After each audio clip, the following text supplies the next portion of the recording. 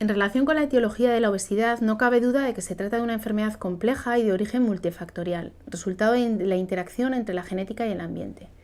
La genética ha cambiado relativamente poco, así que el aumento en la obesidad en la infancia parece estar estrechamente ligado al cambio en los factores ambientales. Habría que preguntarse entonces, ¿qué factores están especialmente implicados en el desarrollo de la obesidad infanto-juvenil? ¿Y en qué momentos hay más riesgo de desarrollar obesidad? Hay 3 periodos críticos donde existe un mayor riesgo para el desarrollo y persistencia de la obesidad. Son el entorno perinatal, el momento en que tiene lugar el rebote adiposo y la pubertad. Vamos a empezar explicando el entorno perinatal.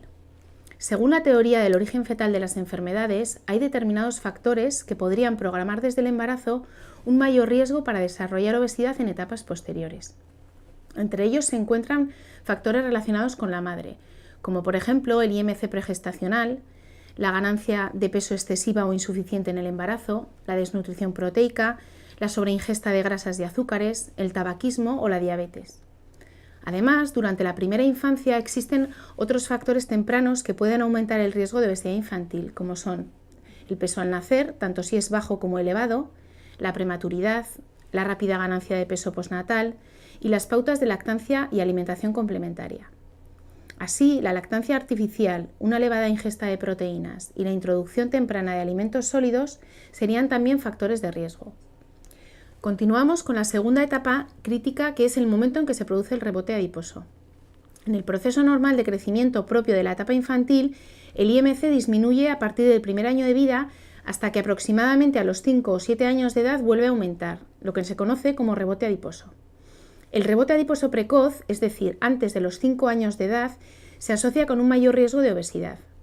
Por último estaría la pubertad, que es un periodo marcado por cambios de composición corporal, cambios en el patrón de alimentación y en la actividad física que aumentan la vulnerabilidad a desarrollar obesidad.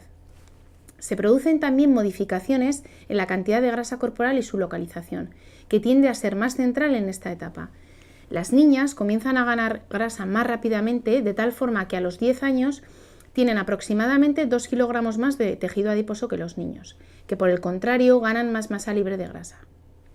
La pubertad precoz, sobre todo en niñas, se considera un importante factor de riesgo para el desarrollo posterior de obesidad.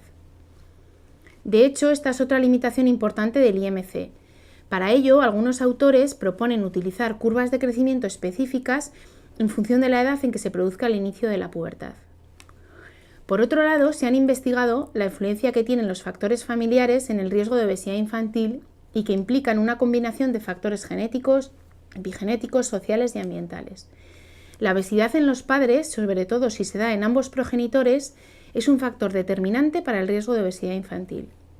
Otros factores familiares son bajo nivel educativo de los padres, bajos ingresos familiares, trabajo de tipo manual en el padre, número de hermanos y posición que ocupa el niño, familias monoparentales, estilo educativo con un excesivo control de la ingesta, sobreestimación de la cantidad de alimento que necesita el niño, creencias erróneas sobre el riesgo asociado a la obesidad infantil o incapacidad para reconocer el exceso de peso en sus hijos.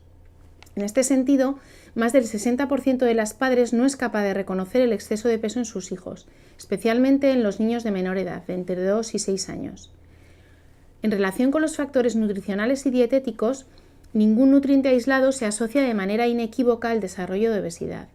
Se debe más bien a un desequilibrio, un exceso de grasas, azúcares y un bajo aporte de hidratos de carbono y fibra. Si intentamos buscar alimentos culpables, se han señalado especialmente las bebidas azucaradas y el fast food. Además del elevado aporte calórico de este tipo de alimentos, hay que tener en cuenta otros factores estrechamente relacionados con su consumo.